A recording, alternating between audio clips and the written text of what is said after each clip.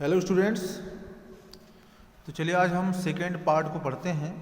तो part first में Jordi अपने पिता को एग्री करता है as he wants to bring the fawn back, जैसा कि वो हिरन के बच्चे को वापस लाना चाहता है घर पर, और वो मिल व्हील के साथ घोड़े पर सवार होकर जाता है उस हिरन के बच्चे को खोजने जंगल में। तो आइए देखते हैं आगे क्या होता है सेकेंड पार्ट में। Jody gave himself over to thoughts of the fawn, मतलब वो उसी के विचारों में ही खोया रहा कि हिरन का बच्चा कहाँ पर है, कहाँ पर मिलेगा या कहाँ पर हो सकता है। दे पास्ड द एबंडेंट क्लियरिंग, और वो उस खुले से क्षेत्र, एबंडेंट क्लियरिंग मीन्स होता है खुला क्षेत्र, ओपन स्पेस, जो जंगल का एक खुला क्षेत्र था वहाँ से होकर के वो गुजरे। He said cut to the north millwheel, तो उसने मिलव्हील से कहा उत्तर की ओर चलो, उत्तर दिशा की ओर चलो। It was up here that pa got beaten by the snake, और ये वही जगह है जहाँ पर मेरे पापा को सांप ने काटा था। एंड किल्ड द डो, और उन्होंने उस हिरन को मारा था, मार डाला था। एंड आई सा द फॉन, और मैंने उस हिरन के बच्चे को वहाँ पर देखा था। Suddenly Jody was unwilling to have millwheel with him, और अचानक अकस्मात जॉडी अपने साथ मिलव्हील को ले जाने में अनिच्छुक हो रहा था, उसकी इच्छा नहीं हो रही थी। He did not want to have millwheel with him, और वो मिलव्हील को अपने साथ ले जाने में इच्छा नहीं कर रहा था। If the fawn was dead, यदि हिरन का बच्चा मर गया हो, और कुड नॉट बी फाउंड, यदि उसे खोजा नहीं जा सका। He could not have his disappointment seen, तो वो अपनी निराशा को नहीं दिखा सकता था। उसके दिमाग में बातें चल रही थी, अगर हो सकता है कि हिरन का बच्चा मर गया हो या उसे हम खोज ना सकें, तो वो अपनी निराशा को नहीं दिखा सकता था, अपनी निराशा को शो नहीं कर सकता था। और अगर if the fawn was there, यदि वहाँ पे हिरन का बच्चा मिल गया, the meeting would be so lovely, तो वो मिलन हिरन के बच्चे का और जॉडी का जो मिलन होगा वो इतना शानदार होगा, सुंदर होगा। एंड सो सीक्रेट, और इतना रहस्यमयी होगा, that he could not endure to share it, कि और वो नहीं चाहता था कि वो इसको शेयर करे किसी और के साथ, इसलिए वो मिलव्हील को अपने साथ नहीं ले जाना चाहता था। तो घर जाकर बताएगा कि मैंने बहुत कोशिश किया, मैंने बहुत मेहनत की इसे खोजने में। तो वो नहीं चाहता था कि उसकी जो प्राइवेसी थी, उसकी जो निजता थी वो भंग हो। वो चाहता था कि वो उसे अकेले ढूंढे, और घर लौटने के बाद जब वो ढूंढ ले हिरन के बच्चे को, तो घर पर आकर लोग उसकी प्रशंसा करें। तो उसने कहा he said it is not for now, मतलब ये बहुत दूर नहीं है। But the scrub is very thick for a horse, घोड़े के लिए जो झाड़ियाँ बहुत घनी हैं, इट मीन्स जो घोड़ा है वो उस झाड़ियों को पार नहीं कर सकता है, क्योंकि जो झाड़ियाँ हैं वो बहुत घनी हैं। I can make it on foot, तो मैं पैदल जा सकता हूँ। तो मिलव्हील ने कहा, जो यहाँ पे लाइन है बेटा, मिलव्हील ने कहा but I am afraid to leave you boy, बेटा मुझे बहुत डर लग रहा है कि मैं तुम्हें छोड़ रहा हूँ, मुझे छोड़ने पर तुम्हारा साथ छोड़ने पर बहुत डर लग रहा है। मतलब ऐसा नहीं कि उसे डर लग रहा था किसी तरह का, उस मतलब क्योंकि वो बच्चा था, तो वो कह रहा है कि मैं तुम्हें छोड़ नहीं सकता। सपोज यू गॉट लॉस्ट, कल्पना करो कि अगर तुम कहीं खो गए, और got bitten by the snake too, और तुम्हें सांप ने भी काट लिया, तो तब क्या होगा? मैं तुम्हारे मम्मी पापा से क्या कहूँगा? I will take care, it might take me a long time to find the fawn.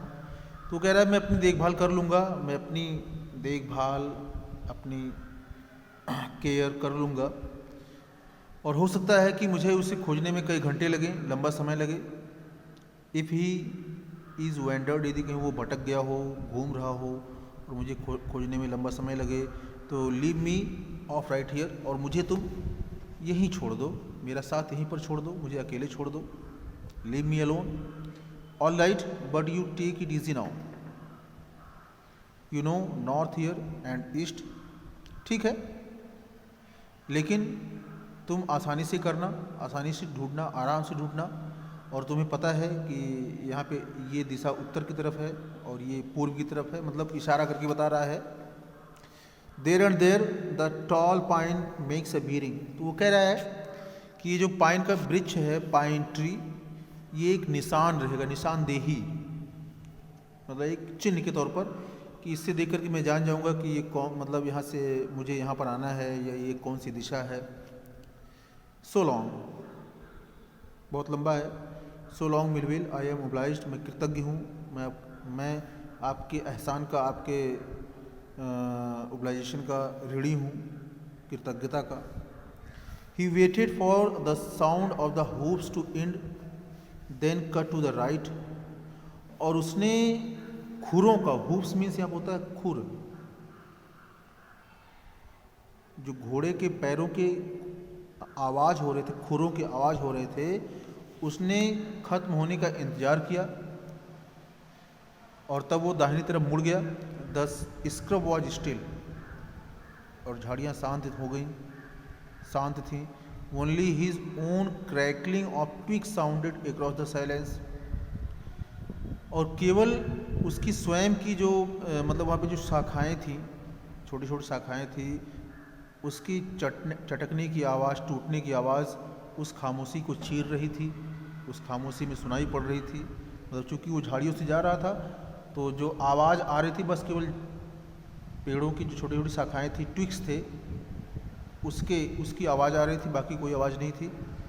He wondered for an instant if he had mistaken his direction, तो उसने एक उदाहरण, मतलब उसे उस उदाहरण पर इंस्टेंट, उसे उसी पल एक हैरानी सी हुई कि क्या होगा यदि वो दिशा भूल जाए, अगर कहीं वो दिशा भूल गया कि उत्तर दिशा किस तरफ है तो क्या होगा।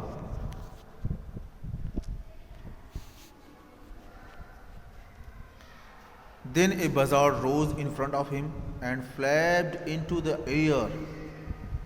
Buzzard means साइड में दिया गया है बेटा,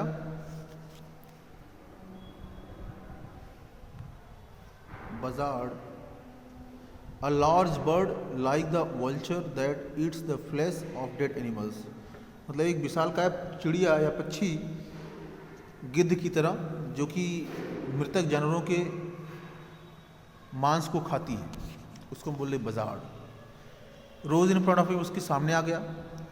then a buzzard rose in front of him, तब एक बजार्ड, एक पक्षी, बड़ा सा पक्षी उसके सामने आ गया।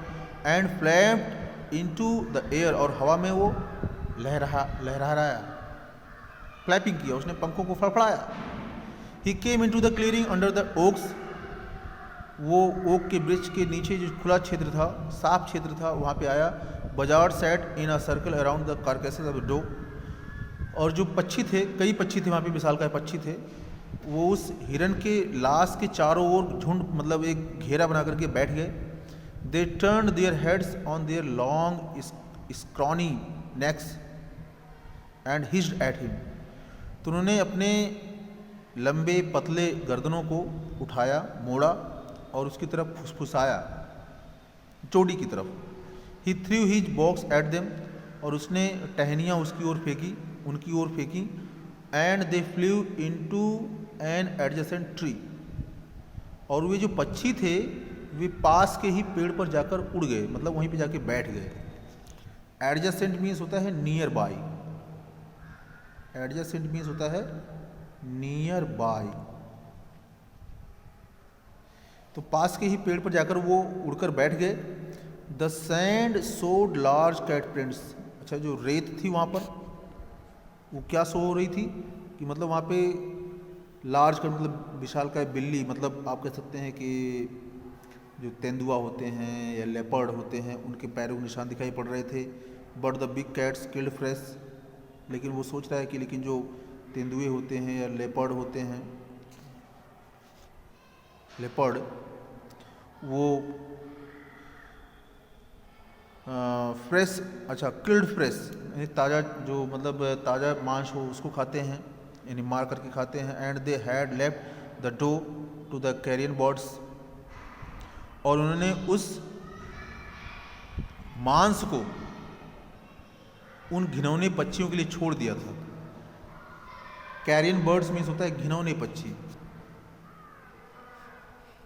ही parted the grass at the place, उन्होंने, और उसने एक जगह पर घास को अलग किया, एक रास्ता बनाया, जहाँ से he had seen the fawn, जहाँ से वो उस फॉन को, हिरन के बच्चे को देख चुका था। It did not seem possible, और ये संभव नहीं दिखाई पड़ रहा था, that it was only yesterday, ये कल की ही घटना थी। The fawn was not there, हिरन का बच्चा वहाँ पर नहीं था। ही सर्कल्ड द क्लियरिंग, और उसने उस खुले क्षेत्र में उसने एक घेरा बनाया, मतलब एक घूमा वहाँ पे। देयर वॉज नो साउंड, वहाँ पे कोई आवाज़ ही नहीं थी। नो साइन, और ना ही कोई शाइन था, निशान था। द बजार्ड क्रैकल्ड देयर विंग्स, और पक्षियों ने अपने पंखों से आवाज़ की। क्लैग्ड, यहाँ पे clagged means made a sound. Impatient to return to their business, और अपने कार्य पर वापस आने के लिए अधीर हो रहे थे। कौन से कार्य पर? मांस खाने के लिए, क्योंकि उसने उसको भगा दिया था, जॉडी ने उन पक्षियों को भगा दिया था, तो वो अपने काम पर आने के लिए अधीर हो रहे थे, उतावले थे कि बच्चा वहाँ से जाए और हम जो मरा हुआ हिरनी है उसको हम वहाँ पे खाने के लिए जाएं। ही रिटर्न टू द स्पॉट, और वो उस जगह पर लौटा जहाँ पर द फॉन हैड इमर्ज्ड, बच्चा निकला हुआ था। And dropped on all force, और अपने चारों पैरों पर वो झुका हुआ था। Studying the sand for the small hoop prints, और अपने छोटे खुरों से उस बालू को, स्टडीइंग मतलब एक अध्ययन कर रहा था, देख रहा था, घूर रहा था, निहार रहा था। द नाइट रेन, और जो रात की बारिश हुई थी, had washed away all tracks, उसने सभी निशानों को धो डाला था। वहाँ पे जो निशान पड़े हुए थे बालू पर, रेत पर, तो रात की बारिश ने सभी निशानों को धो डाला। एक्सेप्ट किसके? सिवाय किसके? दोज ऑफ कैट एंड बजार्ड्स, जो वहाँ पे तेंदुए थे या मतलब कोई जानवर आया था, और उन बजार्ड्स के जो पैर थे, उनके पैरों के निशान के अलावा और जो जितने भी निशान थे, सब निशान खत्म हो गए थे, धुल गए थे। तो आपके लिए होमवर्क यही है, कॉम्प्रिहेंशन चेक से आप जो दोनों क्वेश्चन है उसको करिएगा, और तीसरा पार्ट आपको हम कल पढ़ाएंगे। तो आपको कैसा लगा अपने कमेंट जरूर दीजिएगा। Thank you, have a nice day.